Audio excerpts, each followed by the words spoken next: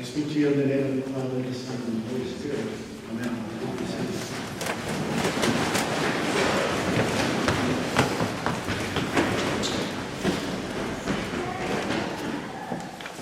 So what's with Jeremiah? My people are foolish. They do not know me. They are stupid children. Recently, I've noticed in our Old Testament passages, we get a picture of a divine God being judgmental and angry when we, God's chosen people, wander and get lost. And the emphasis seems to be on this continual repentance, on pleasing or appeasing, yet not quite succeeding, of living up to a determined standard as a prerequisite for God's blessing. I suspect that often in these passages, the very overt connection between religion and politics played a part. And sometimes the overt political and religious agendas overpower the divine intent. And we clergy can be guilty of wanting to whip everyone into shape.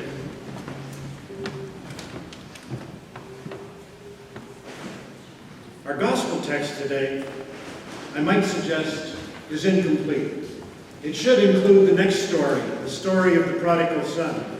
Because in Luke's telling, all three stories were included by Jesus in making his point about what God is really like. And often commentators suggest that Luke 15 is the whole gospel in a nutshell, sort of a Cole's Notes, or maybe God for Dummies. This chapter presents the gospel as a grace-filled, lost and found, almost adventure. Playing at getting lost and getting found is an absolute delight when we're children. Who hasn't delighted in playing peekaboo, or hide and seek, or pretending they couldn't see their child, and then saying, "Oh, there you are," and having the child run into your arms. Such an abundant experience of delight for both the adult and the child. Even our goodbyes and our hellos can have that feeling. Spend time in any train or bus or airport terminal, and you see the adult version of this game. Saying goodbye is a loss, even though eventually a hello is predictable. And seeing adult children leave, as some of you have, to university or to work, is a loss, even though they are expected to return. And so these three stories of something being lost and then found, they tingle inside of our anxieties about being lost and our absolute feelings of relief, significance, connectedness, and love when we feel found. They also shimmer way down beneath the currents with the anxiety that someday we will lose it all. Henri Nouwen suggests that all of life could be seen as a series of losses. When you're born, you lose the comfort of mother's womb. When you go to school, you lose the comfort and understanding of home. When you choose a vocation, you lose the choice of other vocations. And more often than not, when you choose a spouse, you lose the capacity to choose someone else. And all the way through, all of life could be seen as a series of losses. And then when you die, you lose it all. About 3 weeks ago, all of us heard a news story about a 4-year-old boy named George Benoit, who was lost for 32 hours in the northern woods near Mackenzie, D.C. My mind and emotions took me to some pretty dark places. Oh no, did someone take him? What kind of mother would allow that to happen? This is not going to end well. Where's the father? How could you leave a 4-year-old sleeping in a car and wander off to pick berries? Is this another parent with poor parenting skills? Stories of lostness capture us at a level of our own primal fears. But then the empathy began to return as I heard the details. An outing in nature to pick berries. A journey to a spot where the drive made a little boy sleepy.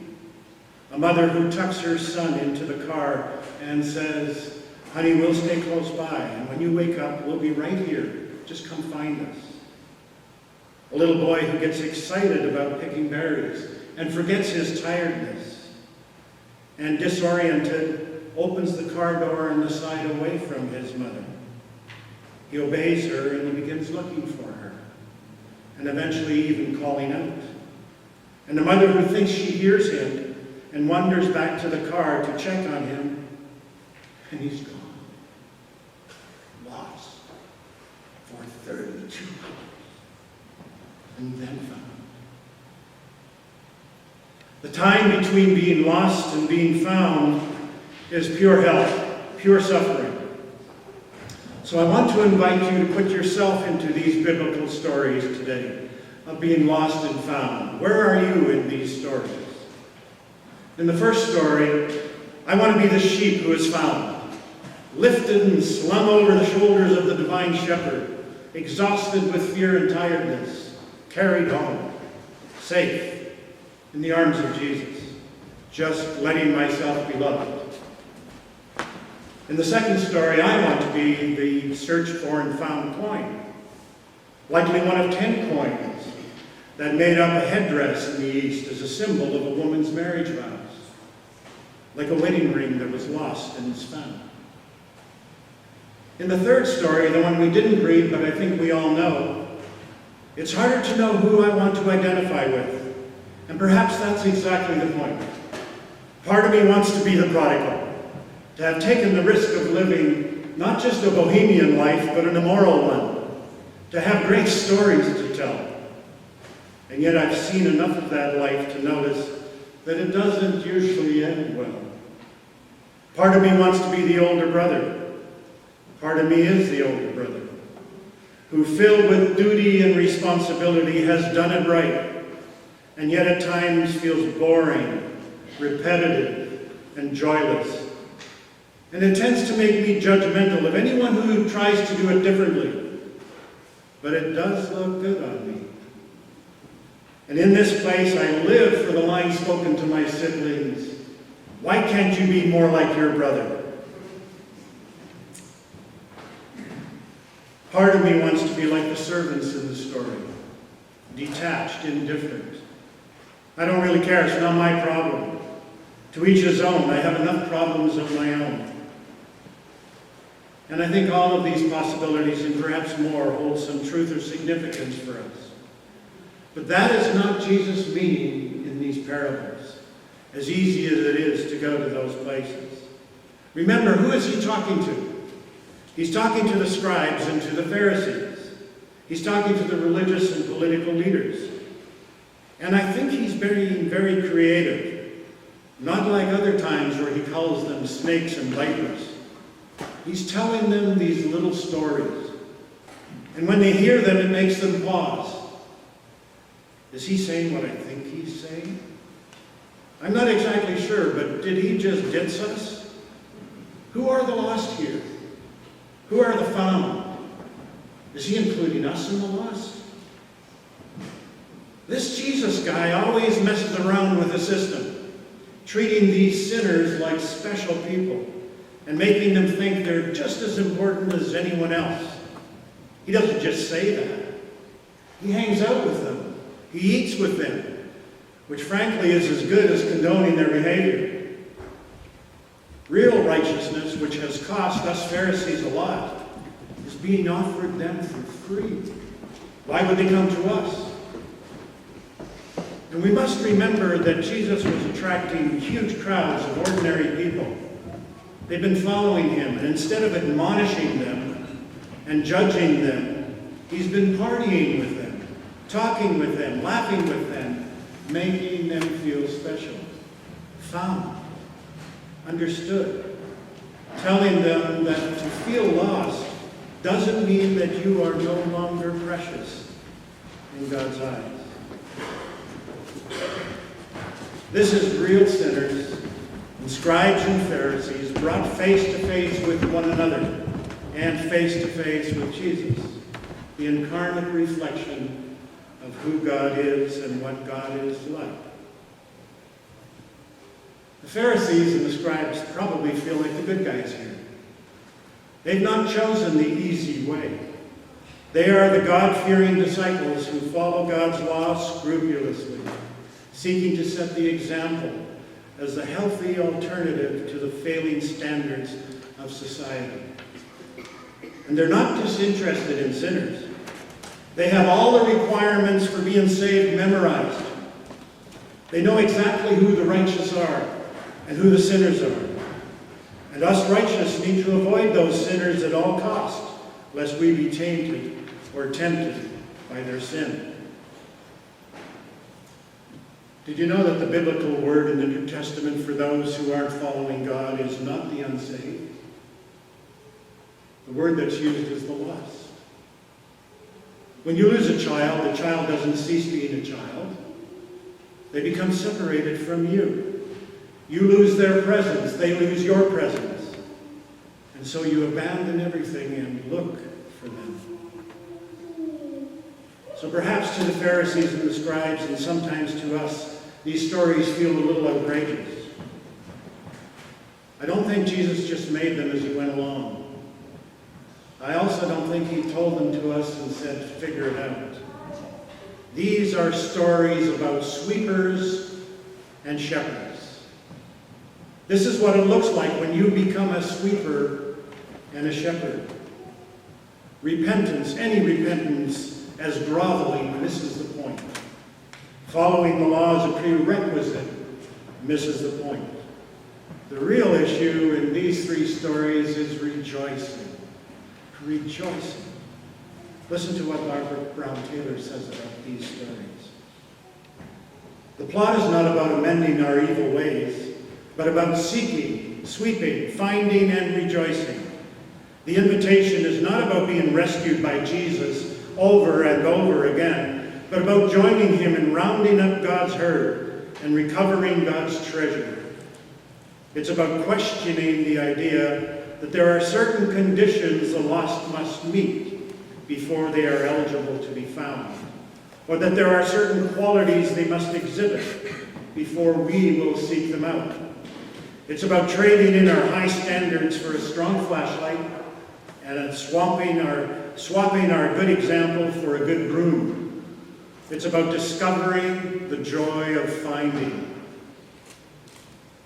Maybe, she says, some of us are destined to be shepherds and others of us to be lost sheep.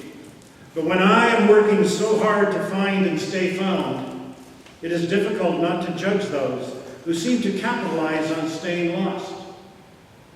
I want to believe that they are not merely lost people, but that they are bad people, because then I could write them off and save myself some trouble. I want to concentrate on the good people, the ones who want to be found, or who are busy finding others. And I think about heaven ignoring those good folks in favor of one sinner who finally says, I'm sorry. And I feel like suing God for mercy.